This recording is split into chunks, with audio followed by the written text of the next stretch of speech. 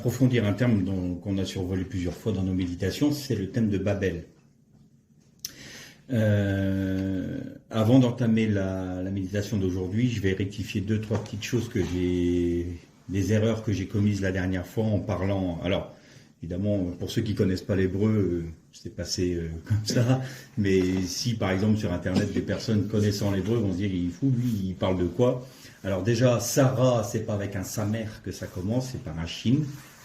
Donc voilà, ça c'est une rectification. Et quand j'ai parlé des prêtres, vous savez, quand j'ai parlé de 3 piliers de l'univers, j'ai dit que les prêtres étaient élus parmi les hommes, parmi les prêtres, c'était le grand prêtre, et j'avais dit que c'était les gadolim, non ça veut dire les grands, c'est les kohanim. Le Kohen, c'est le prêtre, et non pas gadol. Kohen, mon cerveau est resté sur gadol, mais quand j'ai dit les gadolim, j'ai dit les grands, ça veut rien dire. En hébreu, ça veut strictement rien dire. Donc si quelqu'un a entendu la prédication de la semaine dernière et qui connaît l'hébreu, il va se dire, bon, bah, ce gars-là, il connaît pas de quoi il parle, il sait pas de quoi il parle. Donc voilà, j'avais fait ces erreurs-là, donc je les rectifie. Donc c'est Kohanim pour les prêtres, et Sarah s'écrivait avec un shin.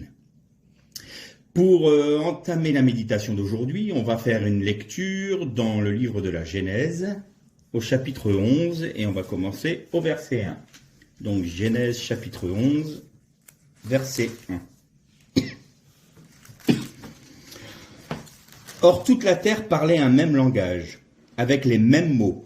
Partis de l'Orient, ils trouvèrent une vallée au pays de Shinéar, et ils y habitèrent. Ils se dirent l'un à l'autre, allons, faisons des briques et cuisons-les au feu. La brique leur servit de pierre et le bitume, mais la véritable traduction c'est argile.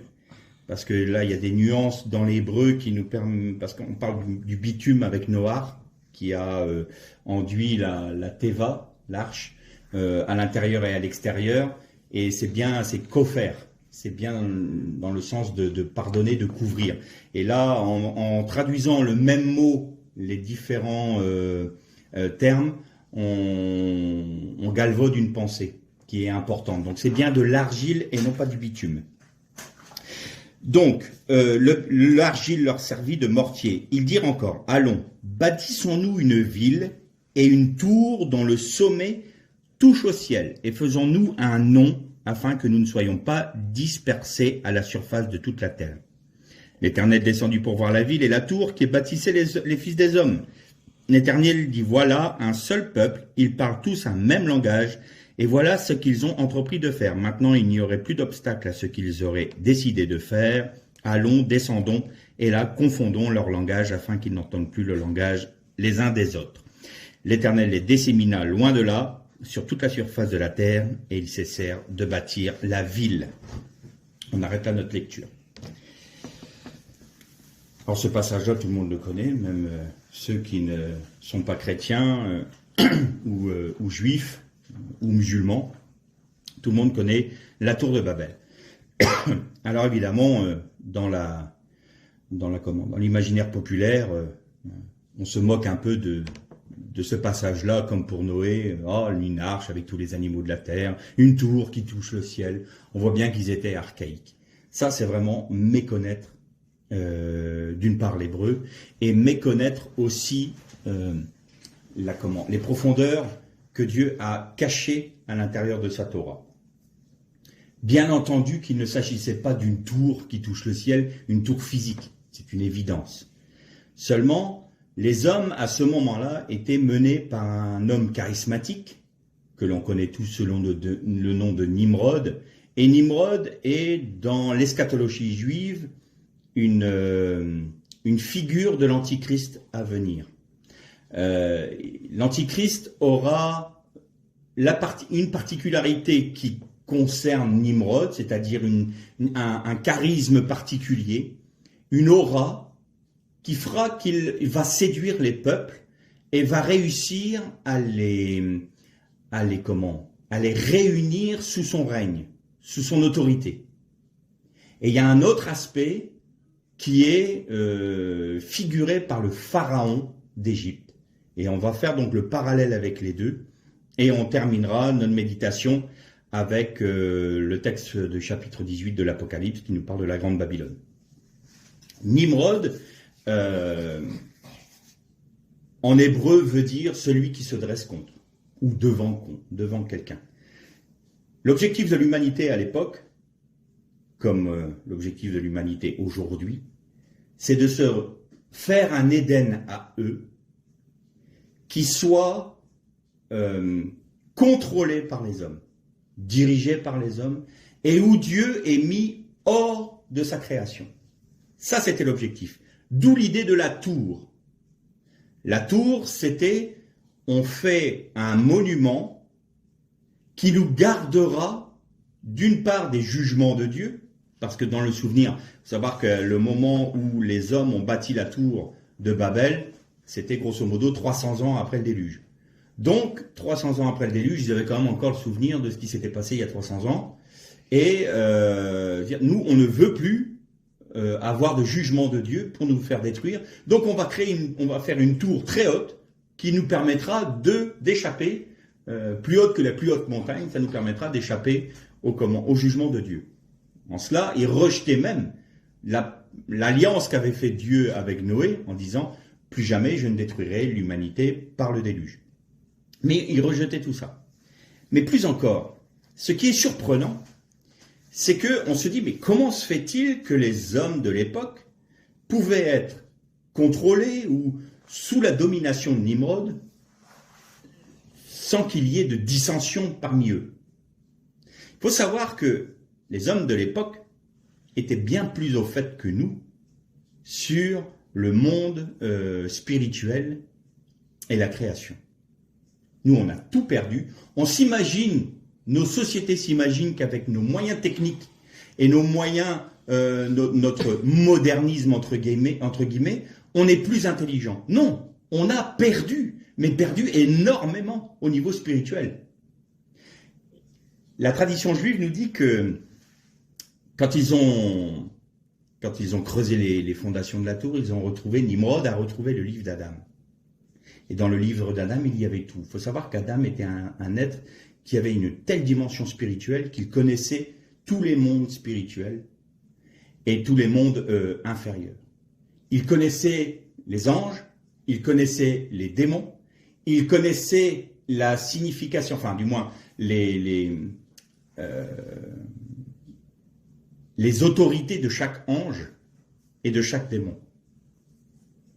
Il connaissait tout cela. Et Nimrod et les hommes de l'époque connaissaient tout ça. Ils savaient. Nous, aujourd'hui, on dit tel ange, on ne connaît même pas les noms des anges. Nimrod avec tous les noms des anges, avec ce sur quoi ils avaient autorité. Idem pour les démons. Et tout ça, notre génération l'a complètement perdu. Et donc, les hommes se sont dit à ce moment-là, on va faire de Nimrod notre roi, parce que lui connaît tout le monde spirituel. Et nous voulons être dirigés par un homme qui pourra utiliser les puissances spirituelles pour diriger l'humanité. Entre guillemets, nous ne voulons pas de l'autorité de Dieu. Nous voulons mettre Dieu hors de sa création. Nous voulons faire notre propre monde. Donc, bâtissons-nous une ville, bâtissons-nous une tour et faisons-nous un nom. Bâtissons-nous une ville, c'est-à-dire restons assemblés dans un même endroit, parce qu'on sait toujours qu'une ville l'image d'une ville, bon, aujourd'hui on dirait d'une nation, est plus facile à gouverner que de multiples villes. Donc faisons-nous une ville, une tour, la tour qui est la représentation de notre rébellion contre Dieu,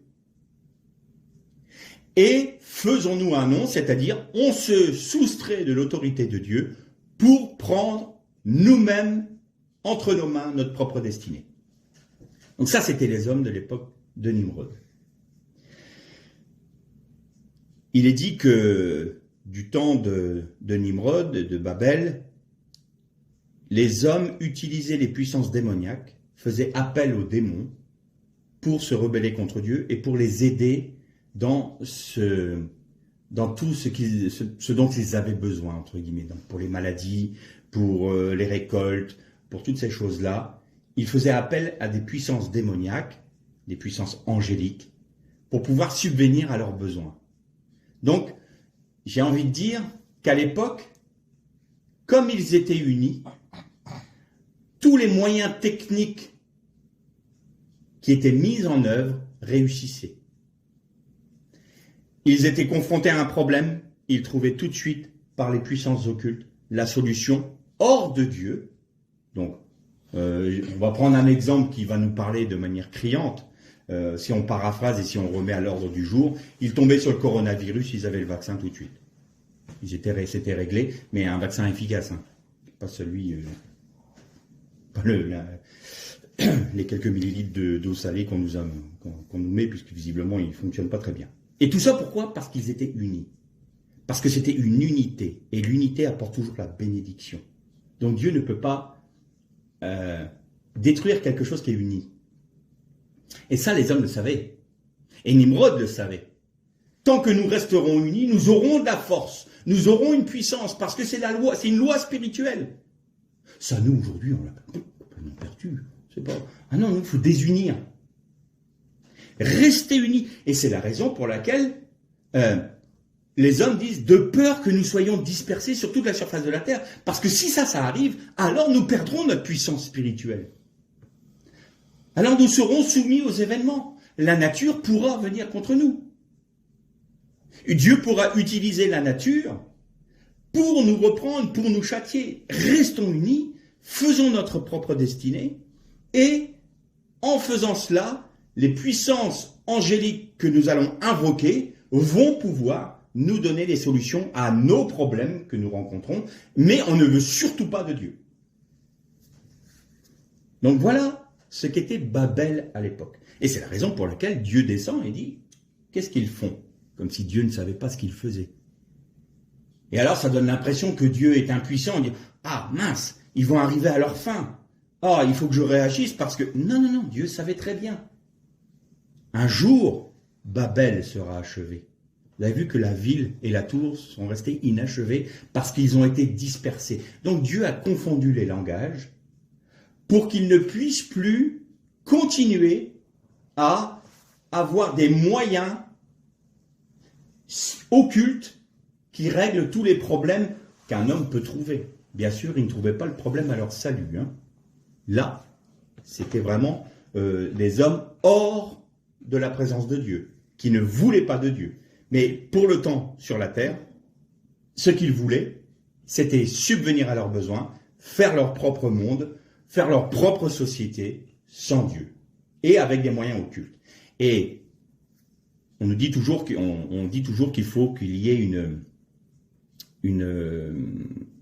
dans le pshat, c'est-à-dire dans le texte littéral, il faut qu'on ait une preuve de ce que l'on dit quand on va chercher dans les secrets de la parole, dans l'hébreu.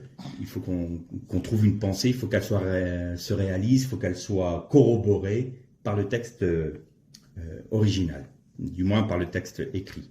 Eh bien, quand Dieu dit à Abraham, c'est moi qui t'ai fait sortir d'Our en Chaldée. C'est ce qui est marqué dans nos traductions. Alors, ce n'est pas faux, parce que les Kisdim, c'est bien les Chaldéens, mais il y a une autre signification en hébreu. Our, Kisdim, c'est un dérivé là pour racine or, qui veut dire la lumière, et Kisdim veut dire aussi démon. Et on peut traduire, c'est moi l'Éternel qui t'ai fait sortir de la lumière des démons. Il est sorti de Chaldée, il est sorti du monde babylonien. Il était contemporain avec Nimrod, Abraham. Et donc l'Éternel dit à Abraham, c'est moi qui t'ai fait sortir de la lumière des démons, d'Our en Kisdim.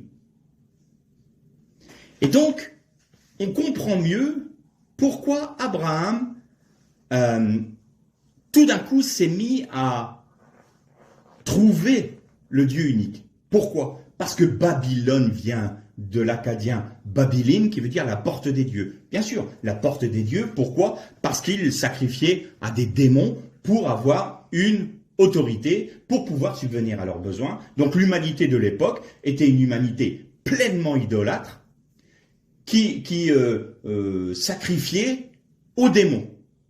Donc, Ils étaient conduits par quoi? Par la lumière des démons. Et on a fait une série d'études sur la lumière du Messie. Eh bien, il y a ceux qui vont être conduits par la lumière du Messie et ceux qui sont conduits par la lumière des démons. Et Abraham, les sages d'Israël nous enseignent que Abraham était un homme qui recherchait l'origine. Il s'était dit, mais il y a bien un créateur. Et vous savez que Elohim le nom de Dieu Elohim, c'est presque le même mot que nature en hébreu. Donc le créateur. Et il cherchait ce créateur. Et la tradition juive nous dit que Abraham a cherché dans toutes les religions. Il a cherché dans toutes les idoles. Il a servi des idoles. Il a cherché à savoir si c'était un. Et tout d'un coup, il nous dit qu'il était sur une montagne et il a regardé la nature et il a dit, qui es-tu? Et Dieu lui a dit, je suis l'Éternel, El Shaddai, Lech Lecha. Maintenant, sors du pays dans lequel tu es, sors de la maison de ton père. Et c'est comme ça que Dieu s'est révélé à Abraham. Et donc, Abraham a trouvé le Dieu créateur, le Dieu unique. Il a détruit les idoles que fabriquait son père Terach. Il fabriquait des idoles, des Ashtartés, et des Téraphim, nous dit la Torah orale. Et Nimrod a jeté Abraham dans une fournaise de feu pour le tuer. Or, comme Abraham se confiait en l'Éternel, il avait déjà sa foi en l'Éternel à ce moment-là, il a été délivré du brasier. Son frère a voulu, qui était un peu plus tendancieux, il ne savait pas trop s'il fallait suivre Nimrod, s'il fallait suivre Abraham, donc il n'a pas choisi jusqu'à ce qu'il voit. Et quand il a vu Abraham sortir du brasier sans rien, il a dit « Ah, moi je suis Abraham !» Nimrod l'a jeté dedans et il en est mort. Donc le frère d'Abraham s'appelait Haran, d'où Lot qui a été pris par Abraham pour sortir d'Our en Chaldée. Bon, là j'ai un peu digressé, mais voilà un peu ce qui s'est passé. Donc, Babylone, la fin du texte que l'on a vu, c'est la ville de Babylone et la tour de Babylone, de Babel, la construction s'est arrêtée au moment où les hommes ont été dispersés sur toute la terre. Maintenant, on va nous arrêter un peu sur la construction, parce qu'il y a un parallèle. Nimrod était tout à fait au courant. Ça va vous surprendre ce que je vais dire. Adam a eu la connaissance de toute l'histoire de l'humanité. Tout comme Moshe, quand il a été sur le mont Sinaï, il a vu tout du commencement jusqu'à la fin de l'humanité lui aussi. Il est monté 3 fois 40 jours au Sinaï. Et il est monté toujours plus haut pour recevoir la révélation de Dieu. Vous voyez qu'au début, il a les premières tables des 10 paroles. Parce qu'on dit les 10 commandements, mais ce n'est pas 10 commandements, il n'y en a que 9. Le premier, c'est une carte de visite. Je suis l'Éternel, ton Dieu, qui t'ai fait sortir du pays d'Égypte. Il n'y a pas de commandement, là. Il n'y a pas d'ordonnance. C'est bonjour, je me présente. Je suis l'Éternel, ton Dieu, qui t'ai fait sortir du pays d'Égypte. Il faut que le peuple sache ça. Et ensuite, tu n'auras pas d'autre Dieu. Et là, il y a les commandements. Donc, c'est les 10 paroles. Et nous savons que ces 10 premières paroles ont été brisées lorsque le peuple a fait son veau d'or. D'or ou de bronze. C'est plus précis. Et c'est c'est même, si on veut être vraiment précis, c'est un veau masqué. C'est exactement le terme en hébreu, un veau masqué. Je suis sûr qu'il y a des choses à découvrir là-dedans. Mais ce n'est pas mon sujet aujourd'hui, donc on verra ça plus tard. Et donc, Moïse a la première mouture, j'ai envie de dire. Et les rabbins nous disent que si Israël avait reçu ces tables-là, il n'aurait jamais plus péché. Pourquoi? Parce que c'était les tables de la loi du Mashiach.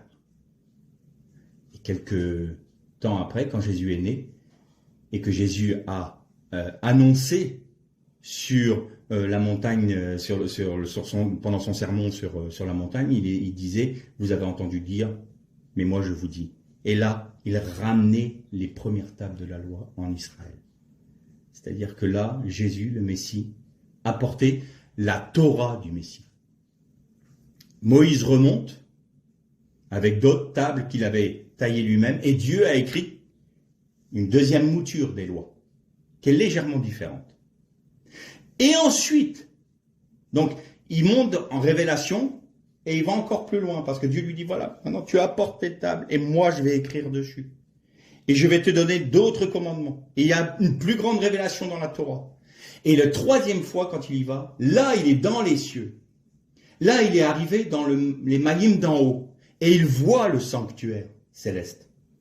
Et c'est la raison pour laquelle Dieu lui dit, fais tout selon le modèle que je t'ai montré sur la montagne.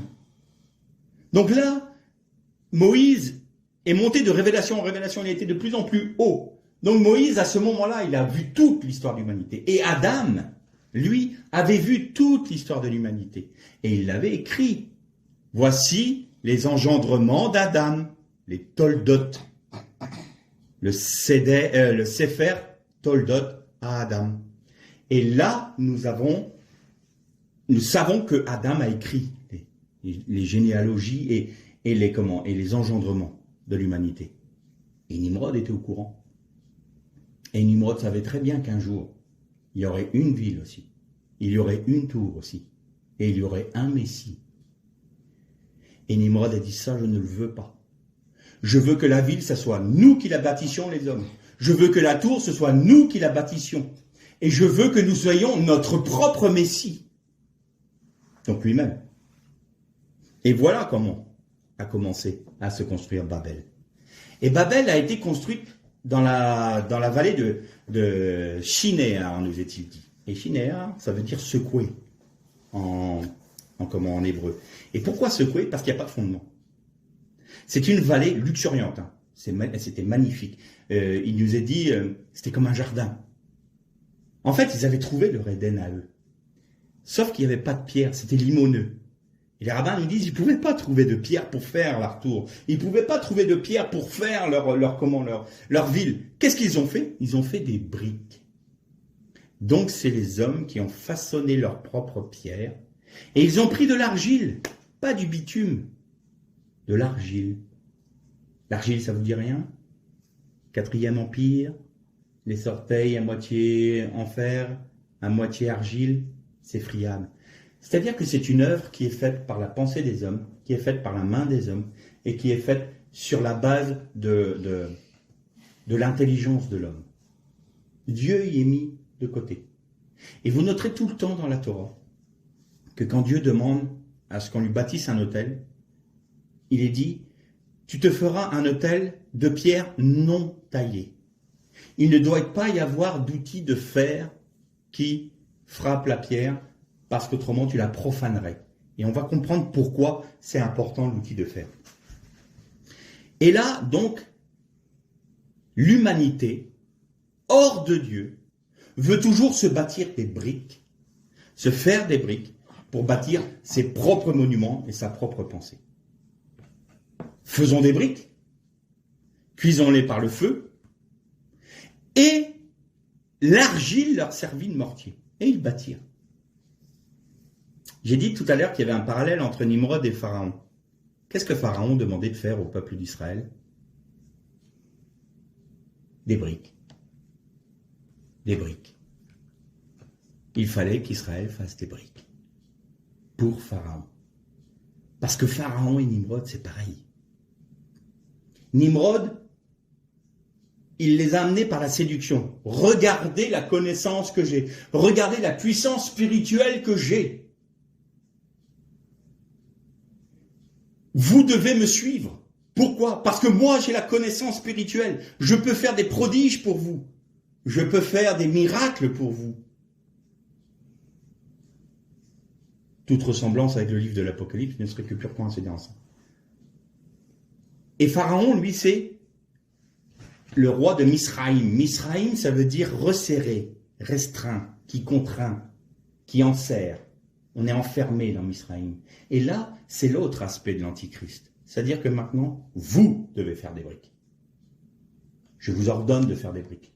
Et je vous frappe pour que vous fassiez des briques. Et Pharaon se dit en hébreu paro. Et paro, ça s'écrit avec un P, un resh, et un P et un resh, en fait. et un hé. Et le P, c'est une bouche. Et littéralement, paro veut dire la bouche qui maudit, la bouche qui blasphème.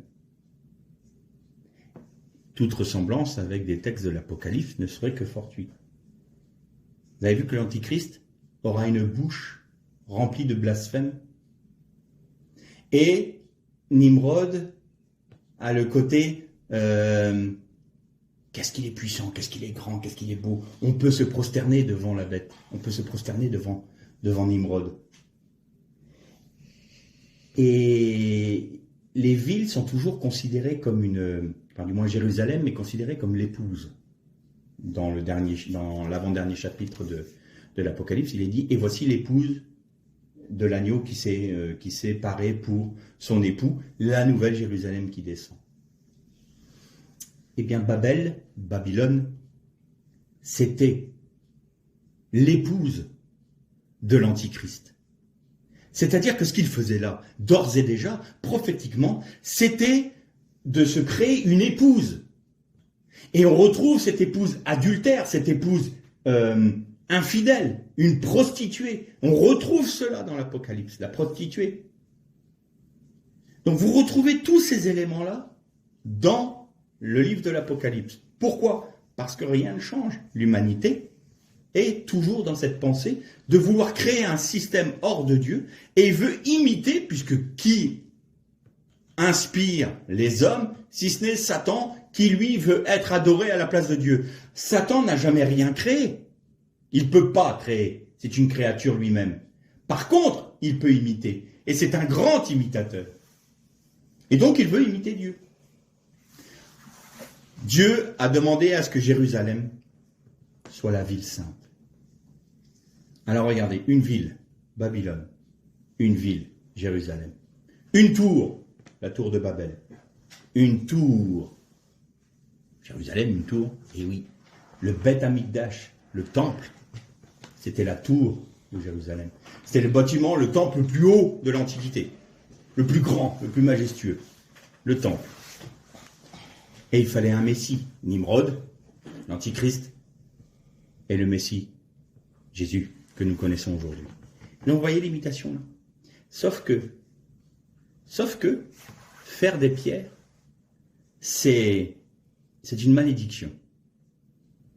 Alors maintenant, on va parler de la construction. J'en ai parlé quelque temps la semaine dernière, mais on va parler de la construction du temple. Vous avez remarqué que dans le texte, on va le lire ensemble, c'est... Alors, je prends mes lunettes. Dans le livre des rois, premier livre des rois, chapitre 6, et on va commencer à partir du verset... On va lire le seul verset 7. Lorsqu'on bâtit la maison, donc le temple, on se servit de pierres toutes taillées, et ni marteau, ni hache, ni aucun outil de fer ne furent entendus dans la maison pendant qu'on la bâtissait. Donc, les pierres arrivaient de la carrière, déjà toutes prêtes.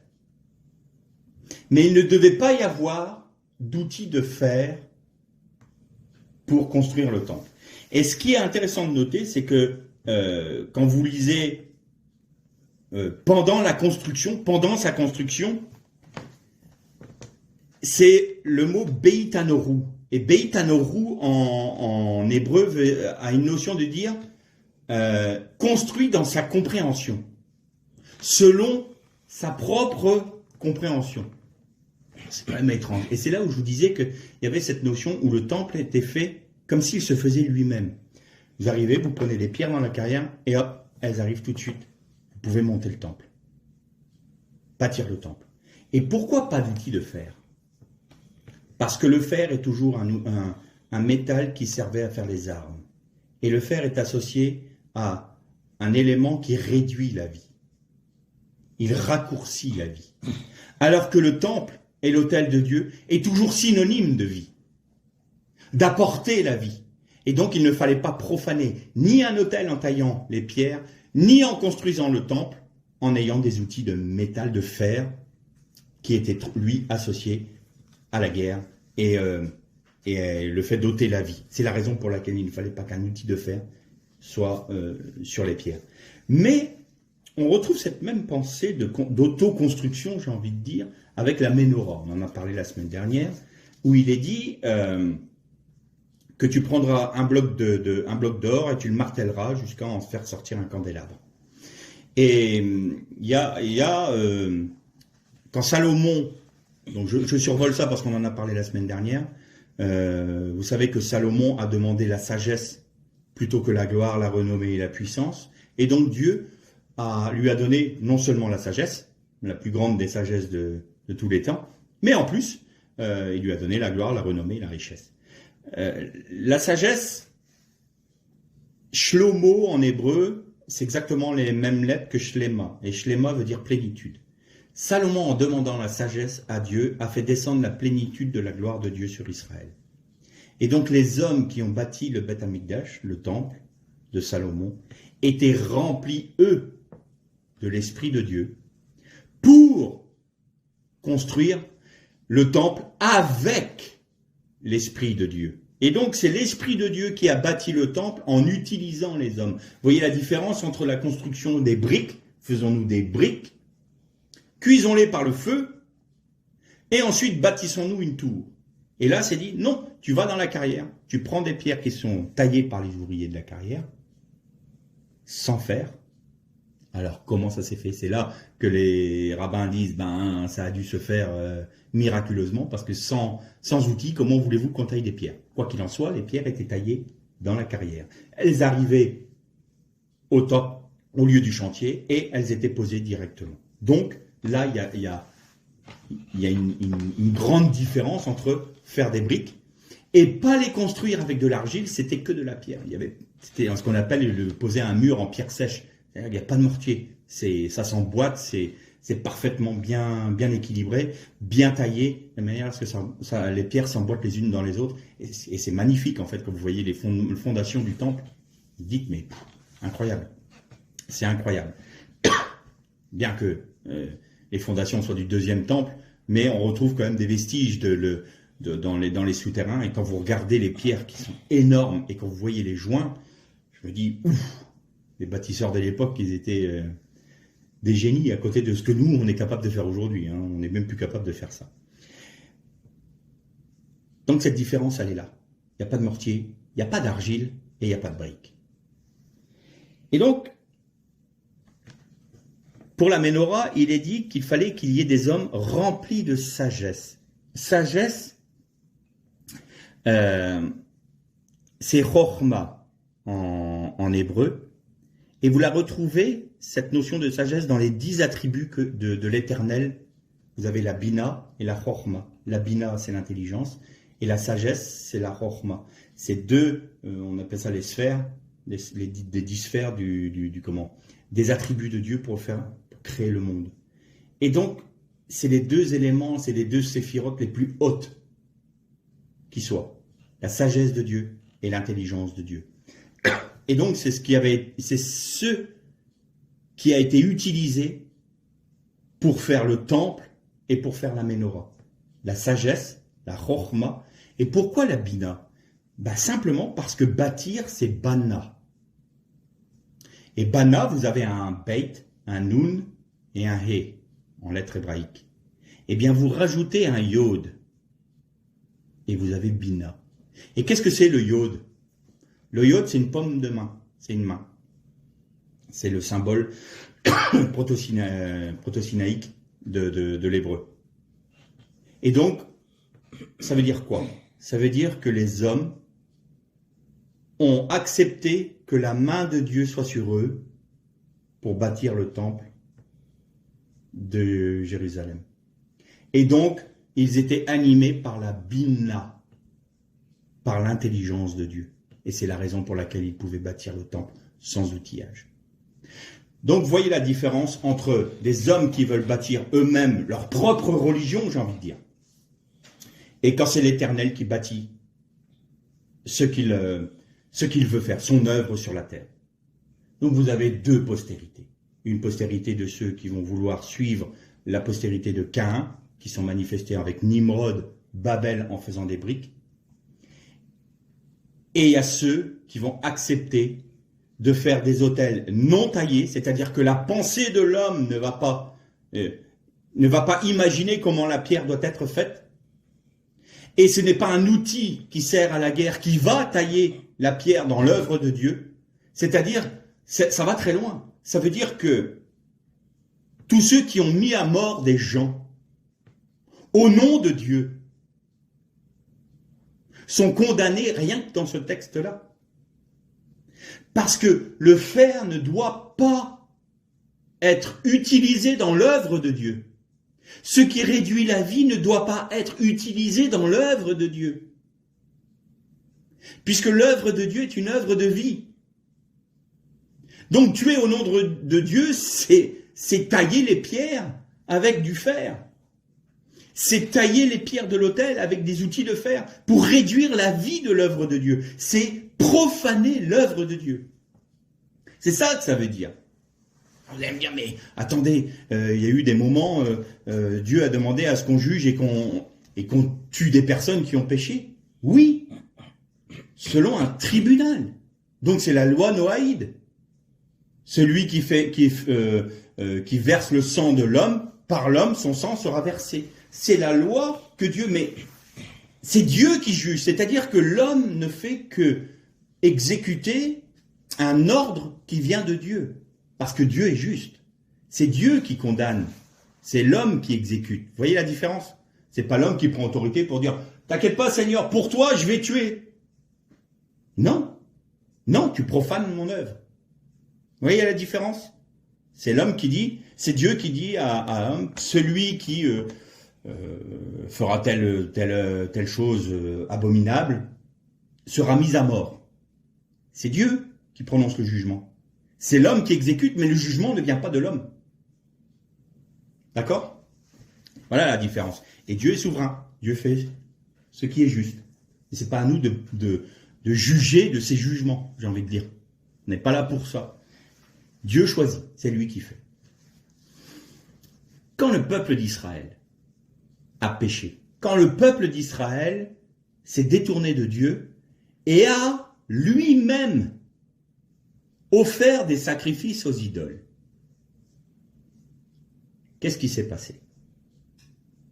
Eh bien, Jérémie nous en parle, Ézéchiel nous en parle et Ésaïe nous en parle. On va lire les textes et vous allez voir que c'est très intéressant. Rappelez-vous, Babylone a été construite avec des briques. Pharaon demandait à ce que des briques soient fabriquées par le peuple de Dieu et c'était une servitude, c'était un esclavage. Eh bien, regardons. Premier texte, dans Ésaïe 65, à partir du verset 2.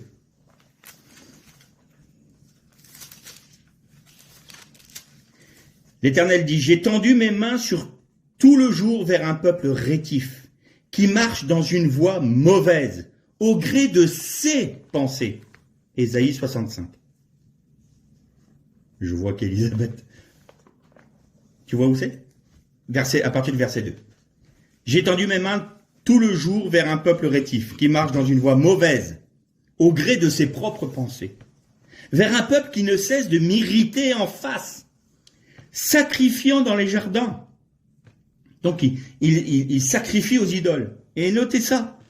Et brûlant de l'encens sur les briques. Sur ce qu'ils ont fabriqué eux-mêmes. Sur les briques. Donc c'est la pensée des hommes. C'est retrouver Babel. C'est retourner en Égypte. Ensuite, autre texte. Ézéchiel, chapitre 4, verset 1. Et toi, fils d'homme, prends une brique. Tu la placeras devant toi et tu traceras une ville. Tu y traceras une ville, Jérusalem. Puis mets le siège contre elle. Construis des retranchements contre elle. Élève contre elle des terrasses. Place contre elle des camps. Et dresse contre elle des béliers tout autour. Vous avez noté? Jérusalem n'est plus sur le fondement d'une œuvre de Dieu. Alors prends une brique, fils d'homme, et dessine Jérusalem sur la brique. Regardez sur quel fondement, maintenant que vous avez profané mon nom, maintenant que vous avez profané ma ville sainte, que vous avez offert des sacrifices aux démons, que vous avez agi comme les gens de Babel, eh bien Jérusalem pour moi, à mes yeux, est comme Babel. Prends une brique, fils d'homme, trace Jérusalem dessus, et maintenant, fais des retranchements. Prononce la guerre, prononce le siège. Ézéchiel prophétisait l'avènement de Babylone, du roi de Babylone qui allait prendre Jérusalem, mettre à sac Jérusalem, et le prophétisait la déportation à Babylone. Qu'est-ce que ça voulait dire? Ça voulait dire en fait, vous voulez vivre selon les règles de Babylone. Vous voulez vivre sur des fondements de briques, sur de l'argile. Vous voulez adorer d'autres dieux. Vous voulez utiliser le monde occulte pour vos vies. Très bien. Eh bien, moi, je vais vous envoyer dans la capitale mondiale de l'idolâtrie, qui s'appelle Babylone. Vous allez y aller. Et Jérusalem ne sera plus la ville sainte. Les sages d'Israël disent que les deux villes, c'est les deux villes symboliques dans le monde. C'est pas New York, Paris, tout ça. Pour Dieu, ça n'existe pas. Ça, c'est des villes, c'est soit Babylone, soit Jérusalem. Il n'y en a pas d'autres. Et Babylone, quand elle était à son apogée, Jérusalem était détruite. Quand Jérusalem était reconstruite, Babylone était détruite. Elles n'ont jamais subsisté ensemble dans l'histoire de l'humanité. Quand on regarde l'histoire, vous voyez toujours que quand l'une était à son apogée, l'autre était dans la déliquescence. Et vice-versa. Et donc là, Jérusalem, très bien, tu vas être détruite. Pourquoi? Parce que, puisque tu as offert des sacrifices aux idoles, puisque tu as demandé l'aide des démons, eh bien, maintenant, les fondations de cette ville sont des briques et de l'argile, c'est-à-dire des œuvres friables, eh bien, je vais les détruire. Et donc, Jérusalem sera détruite. On va lire 3 autres textes dans Jérémie. Maintenant, alors, Jérémie,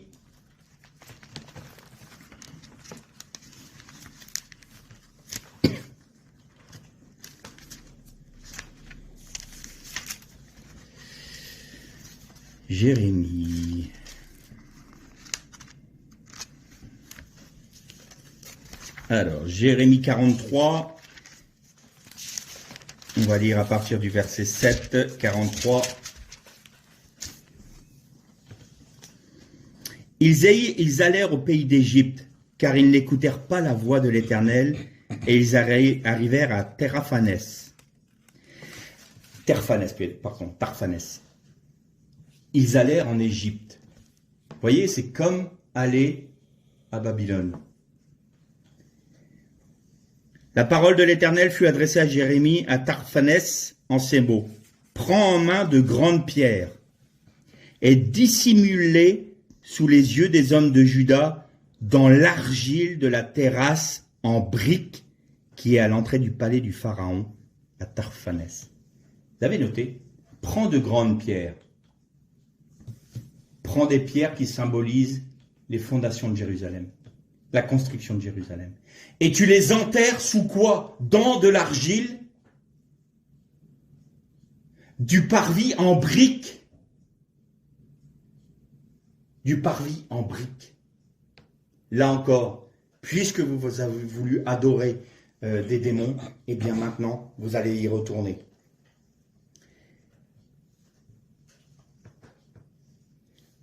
Jérémie 44.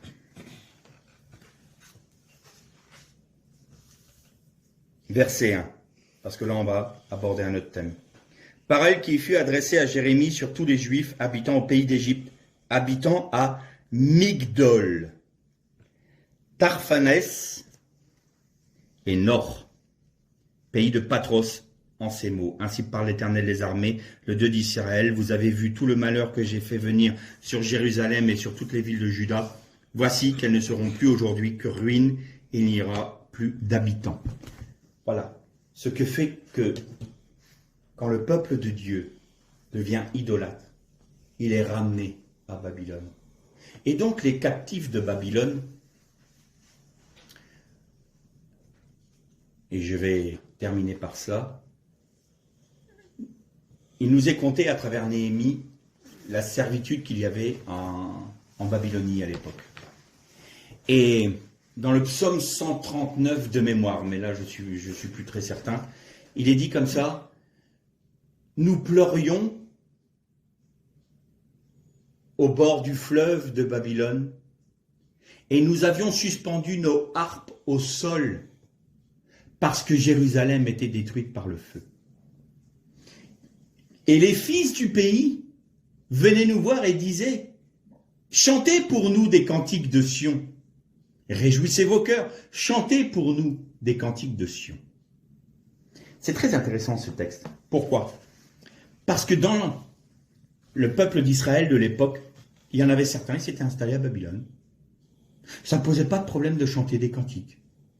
Oh ben, c'est pas grave, on peut rester à Babylone. On chante des cantiques à la gloire de Dieu. Béni soit le Seigneur, on se tourne vers Jérusalem et on se complaît là-dedans. Et vous avez d'autres cœurs, j'ai envie de dire, tels Néhémie, Esdras, Zorobabel, Zacharie, qui sont là et qui pleurent. Ils se lamentent. Ils pleurent parce que le témoignage de Dieu est bafoué sur la terre, parce que Jérusalem est détruite et parce que le temple est en ruine. Comment voulez-vous, nous dit le texte, comment voulez-vous que nous chantions des cantiques alors que la ville de Sion est détruite et que son temple est en ruine? Comment voulez-vous qu'on chante des cantiques de Sion? C'est pas possible pour nous, on peut pas. Et pourtant, il y en avait certains dans des synagogues qu'ils avaient construites à... ils étaient en train de chanter des cantiques. Merveilleux, c'est merveilleux. Oh, c'est pas grave, on est à Babylone. Regardez avec notre temps. Aujourd'hui, il y a des événements graves qui se produisent. Alors, tout le monde est en train de voir la guerre de Gog et de Magog, là, parce qu'il y a l'Ukraine qui a été attaquée par la Russie. On va avoir tous les prophètes possibles et imaginables. Il y a eu le même coup avec le Covid, il y aura le même coup. Bon, on a eu 2 guerres mondiales. Je pense que c'était encore plus grave que l'époque. Mais là, il y a la bombe atomique. Alors, regardez Israël. C'est ça. Le figuier. Quand les branches vont être plus tendres et que les feuilles vont sortir, vous savez que le temps est proche. C'est Israël l'aune. Si vous voulez avoir un jugement eschatologique, cherchez Israël, ne regardez pas la Russie. Même si la Russie sera utilisée, c'est pas la Russie qui donne l'aune dans le monde, c'est Israël. Je ferme la parenthèse. Et donc, aujourd'hui, il y a des chrétiens qui sont là et qui se complaisent très bien dans Babylone. Bien sûr que Babylone existe toujours, bien sûr que Babylone se reconstruit, bien sûr que la tour augmente, bien sûr que la tour grandit, bien sûr qu'elle est en train de s'achever. Et un jour, Pharaon Nimrod va venir prendre le contrôle de tout cela. Et nous, qu'est-ce qu'on nous dit? Qu'est-ce que nous dit Babylone aujourd'hui? Chantez des cantiques. Vous pouvez chanter, vous pouvez faire vos cultes, hein, vous pouvez faire vos réunions, mais vous ne sortez pas du cadre qu'on vous donne. Vous devez accepter ce qu'on vous demande d'accepter. Vous devez faire ce qu'on vous demande de faire. Vous devez penser ce qu'on vous demande de penser. Vous devez dire ce qu'on vous dit de dire. En clair, faites des briques. Faites des briques. Mais surtout, chantez-nous, hein, vous pouvez... Allez, louer le Seigneur. Tant que vous êtes en train de chanter, en train de faire... Excusez-moi le terme, mais c'est plus des cultes qu'il y a maintenant. C'est des fêtes. C'est des cultes festifs. Il y a 3 heures de zim bam boum, dagadang dang dang, et puis on tape dans les mains, et une demi-heure de prédication, et encore, il faut une prédication soft, hein, faut pas déranger les gens qui dorment quand même, parce qu'après, ça peut réveiller, quand on réveille, ça fait mal. Donc faut voilà, tranquille, puis après on refait du rim dam boum, dang dang dang, et puis c'est magnifique, oh on a loué le Seigneur, oui, chantez à Babylone, tant que vous voulez. Mais le Seigneur nous dit une chose, sortez du milieu d'elle mon peuple. Qui c'est aujourd'hui, qui, dans le peuple de Dieu, a accroché ses harpes au sol et est en train de pleurer sur l'état de déliquescence du christianisme? Qui? Ah non, on a une église de 5000 membres, c'est béni, tu parles. Tu parles. Combien il y a de convertis? Combien de personnes qui sont consacrées à Dieu? Combien il y a de personnes qui ont donné toute leur vie et qui sont prêts à tout abandonner pour Christ? Combien? 3 dans tes 5000? C'est possible, j'en sais rien. C'est pas la quantité qui compte, c'est la qualité. Où sont les Néhémies aujourd'hui? Où sont les Esdras aujourd'hui? Où sont les Zorobabel aujourd'hui? Où sont les Zacharie aujourd'hui? Ils sont où? Là, ils sont là, et heureusement, parce qu'autrement, il n'y aurait plus de christianisme. Parce qu'autrement, le Seigneur serait obligé de revenir tout de suite, parce que tout s'effondrerait. il y en a encore 7000 qui n'ont pas fléchi le genou devant Baal. Ça, je le crois. Mais c'est pas la majorité. C'est pas la majorité. Il y en a beaucoup qui chantent dans les rues de Babylone des cantiques de Sion, à partir du moment où ils font des briques. Et j'ai dit souvent à mes enfants, je dis on est dans un monde où effectivement on est comme en Égypte, on est obligé de faire des briques. Ça veut dire quoi concrètement? Pour travailler, on est obligé d'utiliser des moyens techniques, technologiques. Tiens, ça rappelle pas Babylone qui trouvait des solutions à tous leurs problèmes dans la technologie et dans... Ça rappelle certaines choses. Hein. Mais on est obligé de les utiliser. Mais quand je dis quand Pharaon nous oblige, nous contraint à faire 10 briques, pourquoi en faire 12? Pourquoi prendre plus qu'on a besoin vraiment? Pourquoi? Ça, c'est se conformer à Babylone. Ça, c'est se complaire dans Babylone, alors que le Seigneur nous demande d'en sortir. Tour, en hébreu, se dit Migdal. Et Migdal vient de la racine Gadal. Gadal qui veut dire grande. Et Gadol veut dire grand. Vous avez noté que Babylone, la tour, le Migdal de Babylone, n'a pas été achevée. Et au chapitre 18 de l'Apocalypse, vous avez Babylone, Migdal, Amygdal, Babylone la grande. Agadal plutôt, pardon. Babel Agadal. Babylone la grande. Ça veut dire que la tour de Babylone sera achevée dans l'Apocalypse. Il nous parle de l'achèvement de cette tour. Ça veut dire quoi? La tour qui touche les cieux, qu'est-ce que c'est? Il y a un texte très intéressant dans l'Apocalypse 18, vous le retrouverez, je vais vous le citer de mémoire, où il est dit « Elle est jugée, Babylone la grande, car son péché s'est accumulé, s'est empilé jusqu'aux cieux. » Jusqu'aux cieux. Le péché de Babel, à la fin des temps, arrivera jusqu'aux cieux. Ça veut dire que la révolte des hommes initiés à Babel sous Nimrod trouvera son achèvement à la fin, juste avant que le Mashiach ne revienne, que Jésus ne revienne, parce que le péché des nations aura atteint son comble. Le péché de la tour du péché des hommes, j'ai envie de dire, sera arrivé jusqu'aux cieux. Et il est dit que Israël est mise entre parenthèses pendant le temps des nations, et tout comme Israël était obligé de faire des briques en Égypte jusqu'à ce que les Cananéens aient mis le comble à leur péché, aujourd'hui encore Israël est mis en exil jusqu'à ce que le péché des nations, que la tour de Babylone soit achevée, c'est-à-dire que les nations aient mis le comble à leur péché. Alors vient le jugement.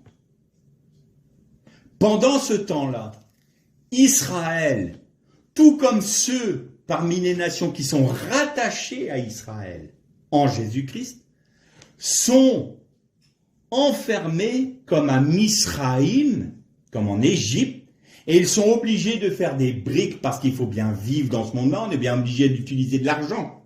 L'argent, c'est mammon. Et pourtant, on l'utilise tous les jours. On est bien obligé d'utiliser une forme de technologie. On est obligé de faire des briques. Mais on n'est pas obligé de s'y attacher. Je prends un exemple concret. Vous avez besoin d'une voiture. Alors, il n'y a rien de mal à avoir une voiture. Normal, même, j'ai envie de dire, c'est légitime. Mais est-ce qu'on est obligé d'en avoir 3, 4, 5? Ou est-ce qu'on est obligé d'avoir une voiture qui va en remontrer à l'autre? Vous voyez ce que je veux dire? Toujours plus. Pourquoi? Ça démontre notre amour de Babylone. Sur d'autres choses, sur d'autres points technologiques, sur une grande maison, un grand terrain, un grand ceci, grand cela, parce qu'on s'installe. Vous voyez ce que je veux dire? L'esprit de Babylone qui nous atteint. Et puis autre chose. Quand Babylone nous demande, nous exige de nous que nous pensions comme elle. Non, ça faut le refuser. Aujourd'hui, l'esprit de Babylone, l'esprit de Babel, voudrait imposer sa pensée dans les églises. Et quand les églises acceptent de penser comme Babel, elles ne font que offrir des sacrifices aux idoles. Elles ne font que utiliser le monde démoniaque pour faire avancer sa cause, j'ai envie de dire, parce que là, je n'ose même plus dire son œuvre, mais sa cause. Et donc, qu'est-ce qu'il y aura? Qu'est-ce qu'il y aura comme jugement à ce moment-là? Eh bien, ils seront sur des briques. Et il y aura les mêmes paroles que les prophètes. À chaque fois que nous agissons selon nos pensées dans l'œuvre de Dieu, que nous agissons selon nos pensées dans nos propres vies individuelles, nous revenons à Babylone. Nous retournons à Babel. Nous sommes amenés en exil. Nous fabriquons des briques. Nous construisons pas une Jérusalem céleste. Nous construisons une ville de briques, une ville maudite. Alors que Dieu nous a dit, construisez avec des pierres précieuses, construisez avec de l'or, de l'argent, ma Jérusalem céleste. C'est ça, par vos œuvres. Et alors, qu'est-ce qu'il faut faire? Eh bien, Seigneur, par ton esprit, quand Jérusalem a été reconstruite sous Néhémie, ils sont arrivés, ils ont demandé au roi la possibilité de le faire. Le roi, la bonne main de mon Dieu était sur moi, nous dit toujours Néhémie. J'aime bien cette phrase à chaque fois. Mais la bonne main de mon Dieu était sur moi. Et le roi accepta. Mais la bonne main de mon Dieu était sur moi. Et je pus prendre du bois dans les forêts du roi. Et la bonne main de mon Dieu était sur moi. C'est magnifique ça. La bonne main de mon Dieu était sur moi. Donc, il pouvait, de Banna, il pouvait construire avec la Binna, la sagesse de Dieu. Il y avait le Yud de la main de Dieu qui était sur Néhémie. Et donc, pour bien marquer ça, qu'a dit Zacharie? Zacharie, c'était le prophète qui était avec Néhémie, Esdras et Zorobabel. Zorobabel, c'était l'héritier au trône de Juda. Et Zacharie qui dit, de la part de l'Éternel à tout le peuple qui était revenu à Jérusalem, ni par la puissance, ni par la force, mais par mon esprit, dit l'Éternel des armées. Si nous réalisons que nous sommes à Babylone, si nous réalisons que nous sommes en train de faire des briques pour le système de Babylone, eh bien, il faut sortir de Babylone. Sortez du milieu d'elle, mon peuple. Sortons. Ça veut dire quoi sortir? Seigneur, je ne me conforme plus au monde présent. Mais je ne suis pas capable de construire le temple. Pourquoi? Dans ma vie d'abord. Et plus encore dans mon assemblée. Et plus encore dans la région dans laquelle je suis. Plus encore dans le pays dans lequel je suis. Plus encore sur le continent. Je ne suis pas capable. Mais pas par ma force. Pas par ma puissance, c'est-à-dire pas dans mon corps. Littéralement, c'est ni dans ton corps, ni par la force, mais par mon esprit. Je ne peux pas le faire, je ne suis pas capable de le faire. Mais avec ta binna, Seigneur, et avec ta chorma, avec ton intelligence et ta sagesse, alors je puis tout, par celui qui me fortifie, par Jésus-Christ qui me fortifie. Seigneur, que ta bonne main soit sur moi, de manière à ce que je puisse bâtir dans ma propre vie l'autel du temple, le témoignage de la nouvelle Jérusalem. Que mes œuvres soient des œuvres de gloire, des œuvres avec des pierres précieuses, avec de l'or, avec de l'argent, mais pas avec des briques et pas avec de l'argile, parce que les briques et l'argile sont signes de malédiction, alors que la pierre, les pierres précieuses, l'or et l'argent, c'est la nouvelle Jérusalem. Ne soyons pas des enfants de la prostituée, soyons des enfants, nous sommes l'épouse du Christ. Ne soyons pas la prostituée, soyons l'épouse. Ne servons pas Nimrod, servons Jésus. C'est ça l'appel d'aujourd'hui. Pour le monde chrétien dans son ensemble. Cessons de chanter des cantiques de Sion dans les rues de Babylone. Retournons à Jérusalem. Restaurons l'autel dans nos vies. La première chose que Néhémie, avec ses compagnons, ont rétabli, c'est pas les murailles. C'est pas les portes. C'est l'autel des sacrifices. Il y avait Sanballat, il y avait Tobia qui étaient là prêts à faire la guerre pour les empêcher de reconstruire Jérusalem. Première chose qu'ils font, ils remettent l'autel. Les sacrifices. Ils sont fous. Alors qu'il y a des brèches béantes dans la muraille, il n'y a plus de porte dans la ville, et vous remettez, même pas le temple, vous remettez l'autel des sacrifices. Oui, il faut remettre la croix dans notre vie en premier. C'est la croix en premier, on en a parlé une des dernières fois avec les deux haies. C'est ça qu'il faut, l'obéissance et la grâce de Dieu. Il nous faut rentrer dans l'obéissance, il nous faut revenir à Jérusalem, il nous faut sortir de Babylone. Et il nous faut demander la grâce de Dieu, la sagesse et l'intelligence de Dieu pour rétablir l'autel dans nos vies. Si l'autel est rétabli dans nos vies, alors le temple est reconstruit. Si le temple est reconstruit, le témoignage est reconstruit, c'est-à-dire la muraille de Jérusalem. Et les gens qui s'approchent de Jérusalem, ils voient quoi? Ça, c'est Jérusalem. Et à l'intérieur du Jérusalem, il y a le temple, il y a la gloire de Dieu. Si le christianisme aujourd'hui est petit et pauvre, c'est parce qu'ils sont à Babylone. Ils se sont installés. Et donc, qu'est-ce que voient les gens? Oh, encore un bâtiment de briques. On connaît. Pas intéressant. Par contre, s'ils arrivent dans une assemblée, s'ils arrivent voir une personne et qu'ils voient la Jérusalem céleste en lui, la vie du Christ, ils disent, oh, qu'est-ce qu'il y a chez cette personne? Qu'est-ce qu'il y a dans cette assemblée? C'est l'apôtre Paul qui dit, certainement, certainement, Dieu est parmi ces gens-là. Les gens le savent très bien, le sentent très bien. Ils savent si c'est des briques et ils savent si c'est des pierres précieuses. Et ils sont souvent bien plus un non-chrétien, un non-converti, est souvent bien plus sensible à cela que des chrétiens eux-mêmes. Ils arrivent dans une assemblée, ils disent ça c'est de l'ersatz. Pardonnez-moi le terme, mais ça c'est du flan. Ça c'est des briques et de l'argile, c'est pas costaud, c'est pas solide. Une pichenette et le mur tombe. Et ils arrivent dans une assemblée où Dieu est élevé, où l'obéissance est là, où l'autel est sur ses fondements, où le temple est rebâti, où la muraille de Jérusalem est reconstruite, où le témoignage du Christ est vivant. Et ils disent, oh là, oh, certainement, l'Éternel est au milieu d'eux. La différence entre un christianisme mort ou moribond et un christianisme vivant. Celui où Christ est élevé, celui où Christ n'existe même pas. Alors, si nous sommes à Babylone, cessons de faire du surplus de briques, d'une part pour Pharaon, et ne soyons pas soumis au susurrement de Nimrod qui essaye de nous séduire par ses artifices en nous disant « Mais vous pouvez très bien être chrétien, allez, soyez pas extrémistes, allez, un peu de ma pensée, un peu de Babylone, tiens, regarde, t'as vu, ça mange pas de pain, tu peux encore chanter des cantiques, te plains pas, pas de problème, on y va, allez. » Non, on refuse, on sort de l'esprit de Babylone, on sort de la pensée de Babylone. Et si on est obligé de faire des briques aujourd'hui, c'est jusqu'à ce que la tour ait touché le comble, soit ait touché le ciel, que les nations aient mis le comble à leur péché. Alors, quand nous verrons ces choses-là, nous dirons notre délivrance est proche, on arrêtera de mettre des briques. Et je terminerai juste par un point. Si vous prenez tous les jugements des 3 septénaires de l'Apocalypse, vous retrouvez dans ces septénaires-là toutes les plaies d'Égypte.